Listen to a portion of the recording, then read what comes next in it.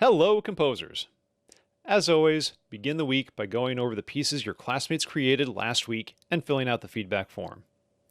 This week, we're working on two topics: expanding voices and using virtual instruments. We'll start with voice expansion. We've already looked at doubling at the octave, using unisons or other octaves to create interesting timbral ideas. But what if you're dealing with harmony? Well, it's simple. There is a rule to doubling. Assuming that you're working with a triad, the rule is to work your way up. That is, the root is the first and most preferred note to double, followed by the third, then the fifth. Exceptions occur when doubling a third would create bad voice leading or jump outside of an instrument's range. You do want to keep it smooth. Don't ever double the leading tone. If you're expanding from a triad to, say, 8 parts, there should not be 5 leading tones. Follow proper resolution. Scale degree 7 goes to 8th, and the 7th in a 7th chord resolves down. It's mostly the same as part writing. But what about purely orchestrational technique? 1. Consider the ranges and spread things out. Make sure that the instruments are playing their notes in a way that you can explore a larger range than 4-part writing.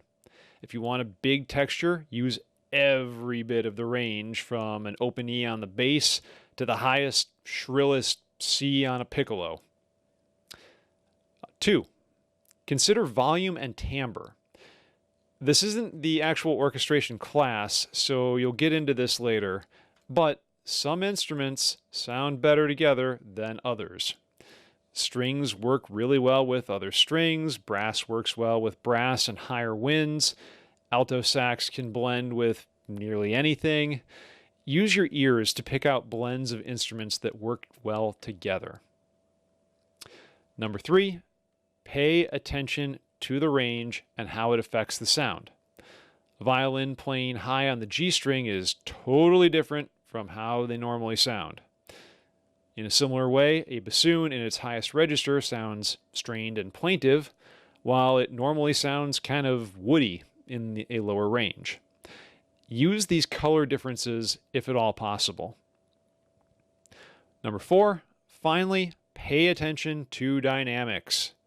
A ukulele is pretty quiet and will be drowned out by a trumpet if they're both playing in the same register at mezzo forte. But if you mute the trumpet and mic the uke, or quintuple the volume level for the uke, it might work out better. Keep these considerations of doubling and orchestration in mind, especially as you work on this week's assignment.